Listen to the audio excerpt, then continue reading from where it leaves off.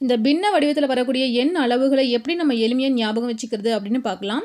ஒருமா, வீசம், காணி, முந்திரி இதனுடைய பின்னங்களை மட்டும் நீங்கள் ஞாபகம் வச்சுக்கிட்டா போதும். மற்றது எல்லாத்தையும் நம்ம எளிமையாக எழுதிடலாம். 20ல் 1 ஒருமா, 16ல் 1 வீசம், 80ல் 1 காணி, 320ல் 1 முந்திரி. இதை இன்னும் எளிமையாக்கணும் அப்படின்னா 20 எடுத்துக்கோங்க.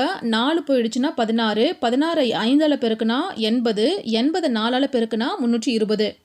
இப்போ மாலை இருக்கிறதெல்லாம் தனியாக எடுத்துருங்க. அரைமா, ஒருமா, இருமா, 3மா, 4மா. அரைமா, ஒரு மாக்கு நம்ம எவ்வளோ பார்த்தோம்? 1/20. அது கூட 1/2 பெருக்குனா 40, 1/40. இருமா 2 பெருக்குனா 1/10. 3மா 3ஆல் பெருக்குனா 3/20. 4மா 4ஆல் பெருக்கும்போது 1/5. அடுத்தது வீசம். வீசம் அப்படின்றதும் மாக்காணி அப்படின்னாலும் ஒன்று தான். அதுக்கு 1/16. அடுத்தது அரை வீசம், கால் வீசம், முக்கால் வீசம், 3 வீசம். இதே மாதிரி தான். அரை வீசம் 2ஆல் பெருக்கிறோம் 32, கால் வீசம் 4ஆல் பெருக்குனா 64, முக்கால் வீசம் 3/4ஆல் பெருக்கும்போது 3/64, 3 வீசம் 3ஆல் பெருக்கும்போது 3/16. அடுத்தது காணி. காணி, அரைக்காணி, முக்காணி. காணியுடைய மதிப்பெண்ணை நம்ம பார்த்தோம் 1/80.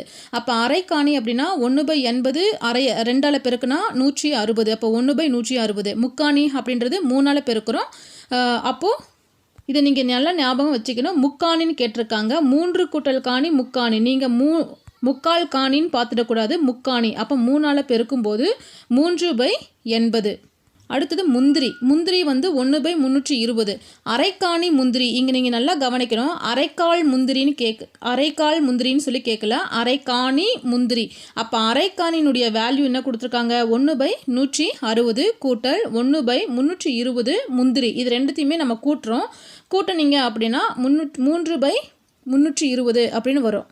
அடுத்தது அரைக்கால். அரைனா 1/2, கால்னா 1/4. ரெண்டுத்தையும் பெருக்குனா 1/8.